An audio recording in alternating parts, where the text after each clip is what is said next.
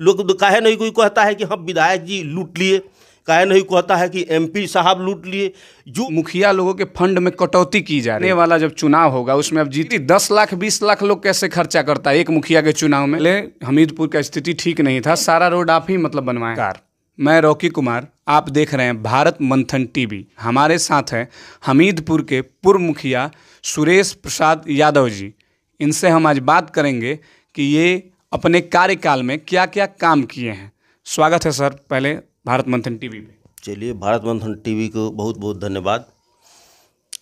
आगे जो हमसे आप पूछ रहे हैं कि हम पंचायत में अपने कार्यकाल में क्या क्या किए हैं, तो इतना जान जाइए कि हमसे पहले हमारे पंचायत में रोड की इतनी बदतर स्थिति थी कि लोगों को एक थोड़ा सा पानी हो जाने पर पैदल चलना भी मुश्किल था। जब हम मुखिया का पद संभाले तो प्रत्येक टोला टोला में सबसे पहले मैंने रोड बनवाने का काम किया और एक टोला से दूसरे टोला को सोलिंग से पीसीसी से जोड़ने का काम किया। आज पूरे क्षेत्र में जाइएगा तो कहीं भी आपको कीचड़ नहीं दिखाई देगा। मैंने शौचालय बनवाने का काम किया, मैंने सोख्ता बनवाने का काम किया। या हम अपने कार्यकाल में पूरे पंचायत में जैसे दलाली और घूसखोरी को समाप्त कर दिए थे। कोई भी दलाल या घूसखोर हमारे पंचायत में किसी से पैसा लेने को, किसी गरीब को ठगने के लिए साहस नहीं करता था। दूसरी, बिजली का काम चल रहा था जिसमें 2 गांव है। 2 गांव में हमीदपुर जो गांव है वहाँ उसमें बिजली का काम पूर्ण हो चुका था, लेकिन हमारे सोनवलिया में बिजली का काम चल रहा था।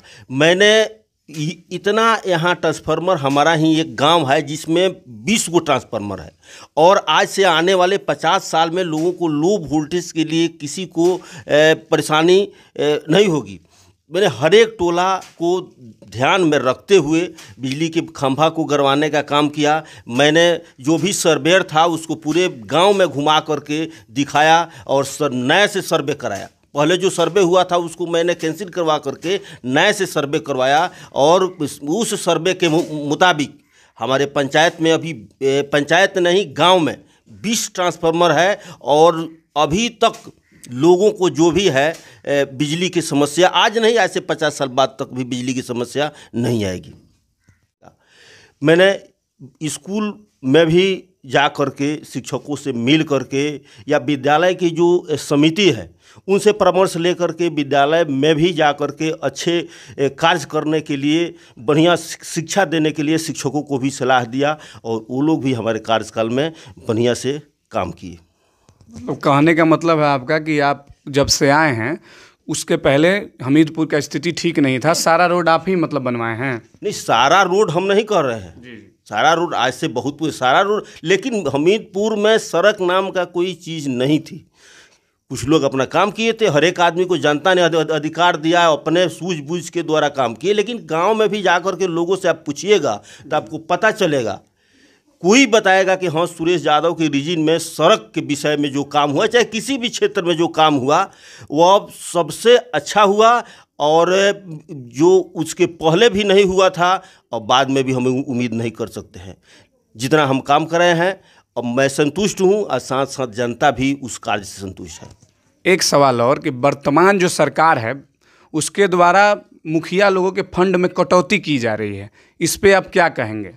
क्योंकि ये आपका ही प्रॉब्लम नहीं है, सारे मुखिया का कंप्लेन आ रहा है कि वर्तमान सरकार द्वारा हमारे फंड में कटौती की जा रही है, क्या कहेंगे आप? देखिए, तो सरकार की गलत नीति है और सरकार को यह नहीं करना चाहिए, क्योंकि अगर 12 बजे रात में किसी को ज़रूरत पड़ती है तो वह मुखिया को याद करता है या मुखिया के दरवाजे पर जाता है।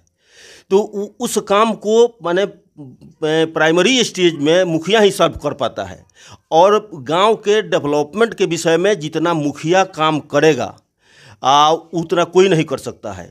और सरकार ऐसे माने अब क्या कहें, ऐसी जो धारणाएं कर रही है, जो फंड में बदलाव कर रही है या मुखिया के अधिकार में जो कटौती कर रही है, वो गांधी जी के सपनों को वो चकनाचूर कर रही है। गांधी जी का सपना था ग्राम स्वराज्य।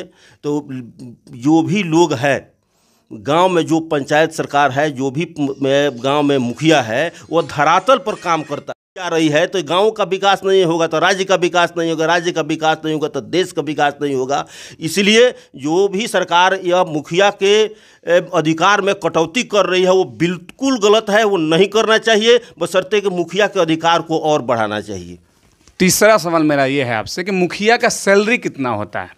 ये बहुत लोग पूछते हैं कि मुखिया का सैलरी कितना होता है, तो आपसे ही हम सोचे कि आप पहले रह चुके हैं, बता देते हैं। बताइए। देखिए, मुखिया के सैलरी होती है सरकार द्वारा 2500 रुपया मानदेय के रूप में दिया जाता है। जी। अच्छा, तो अगर 2500 रुपया महीना होता है मान लीजिए, तो फिर 10 लाख 20 लाख लोग कैसे खर्चा करता है एक मुखिया के चुनाव में? सुनने में तो यही आता है, जनता बोलती है। देखिए, खर्चा करने के लिए लोग करता होगा, सब कोई नहीं करता है। जनता में जिसकी पैठ है वो खर्चा नहीं करता है। आप करते हैं कि नहीं? नहीं, हम तो करते ही नहीं है। हम अभी इसके पहले जो हम चुनाव जीते थे उसमें सिर्फ मेरा बैनर पोस्टर में खर्चा हुआ था, और लोग यह बात को अपने से कहते थे कि आप पैसा खर्चा कीजिएगा तो हम लोग वोट नहीं देंगे। इसलिए ज़बरदस्ती हमसे लोग खर्चा करने ही नहीं दिया, और जो भी मेरा सरकारी आंकड़ा के अनुसार उससे कमे हुआ हमारा खर्चा। लेकिन आप एक सवाल पूछ रहे हैं कि 10-20 लाख खर्चा लोग कर रहे हैं, तो देखिए, पद के लिए लोग कुछ भी करता है, और किसी मुखिया के पास जाइएगा तो उसका साइड व्यवसाय है।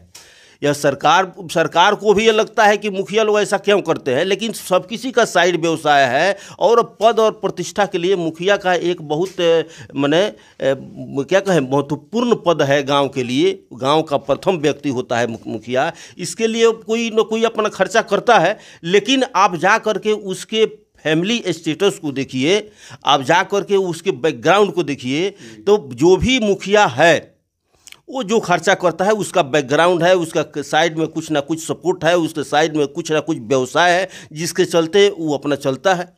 और अब ले लिया जाए कि नहीं, मुखिया के कमीनी से, मुखिया ही से कमा करके सब करता है, ये बात गलत है। लोग काहे नहीं कोई कहता है कि हम विधायक जी लूट लिए, काहे नहीं कहता है कि एमपी साहब लूट लिए। जो भी आदमी टिप्पणी करता है मुखिया पर करता है कि मुखिया जो हो गया, अभी कितना प्रधानी पर गाना भी निकला है कि नहीं, उन लोगों के दिमाग में बात बैठ जाता है कि हाँ, जो मुखिया हुआ है वो लूट रहा है, वो लूटने वाला पद है। लेकिन लोगों के दिमाग में गलतफहमी है। अगर कोई बीमार पड़ता है, अगर किसी के पास कोई गरीब आदमी कोई मर जाता है, किसी के पास की शादी विवाह होता है, तो सबसे पहले वो मुखिया के यहाँ जाता है और मुखिया उसका मदद करता है। वो आपके द्वारा मदद किया जाता है जब कोई इमरजेंसी होती है? तो आप जा कर के गरीब लोगों से पूछिए ना। जरूर पूछेंगे चुनाव गरीब लोगों से पूछिए कि सुरेश यादव मुखिया थे तो उस समय देखिए हमारे यहाँ 2 बार बाढ़ आया जी। 2 बार बाढ़ में जितने लोग को सर पे काटा था, एक आदमी को हम मरने नहीं दिए। स्पेशल सवारी रखे थे राजापट्टी, चारों तरफ से नाव से मंगा करके, और हॉस्पिटल में मैंने भेजने का काम किया। एक आदमी भी हम अपने पंचायत में सांप के काटने से नहीं मरने दिए। दूसरी बात कि जितने लोग दुर्भाग्यवश पानी में डूब करके मर गए, उन लोगों के परिवार को जा कर के पूछिए। मैंने सरकार से, सरकारी फंड से 4-4 लाख रुपया भी दिवाने का मैंने काम किया। और हमारे ही पंचायत में 2 जगह बांध टूट गया था, और उस मैंने विकट परिस्थिति में भी मैं अपने जान को जोखिम में डाल करके लोगों से मिलने का काम किया, और लोगों को तक सरकारी जो सहायता है मैं पहुंचाने का भी काम किया। और जहां तक गरीब का सवाल है, जा कर के पूछिए। मैं हमेशा किसी की लड़की की शादी में कोई आदमी मर जाता है, उसको लकड़ी और कफन का पैसा, जो भी गरीब है जिस ज़रूरत के लिए हमारे पास आता था, मैं उसको जितना हमारे पास हैसियत था उसको मदद हम करते थे। आज भी करते हैं या जीत हार गए तो नहीं करिएगा? हमारा यह स्वभाव है, हम आज भी करते हैं। आज भी हमारे पास लोग आता है, मुखिया नहीं थे उसके पहले भी लोग हमारे पास आते थे, और जो भी आज भी मैं मदद कर रहा हूँ, गरीब के साथ मैं खड़ा हूँ, और गरीबों के मैंने सहायता के लिए हमेशा मैं तत्पर रहूँगा। चलिए, आखिरी सवाल आपसे ये है कि आने वाला जब चुनाव होगा उसमें आप जीतिएगा तो क्या क्या जो अधूरा काम है वो आप करिएगा, बता दीजिए जनता को लास्ट में। देखिए, ये तो जनता का काम है, और आने वाले दिन में सीट हमारा जनरल रहेगा कि नहीं रहेगा, फिर आगे 25 में परिसीमन भी है, तो उस समय देखा जाएगा। जनता अगर जनरल सीट रह गया, जनता अगर हमको फिर मुखिया बनाने का अगर काम करती है, तो मैं जो काम छोड़ गया, जो अधूरा काम है, उसको मैं पूरा करूंगा, और यह जनता में विश्वास दिलाने का काम करूंगा कि जो भी गरीबमंद लोग हैं जो भी जिसको आवश्यकता है उसको मैंने हर संभव प्रयास करूंगा कि पूरा करूं। चलिए, ये थे हमारे साथ हमीदपुर के पूर्व मुखिया सुरेश प्रसाद यादव जी। आप इनके विचारों पे, बातों पे क्या सोचते हैं कमेंट बॉक्स में ज़रूर बताइएगा। देखते रहिए भारत मंथन टीवी। जय हिंद।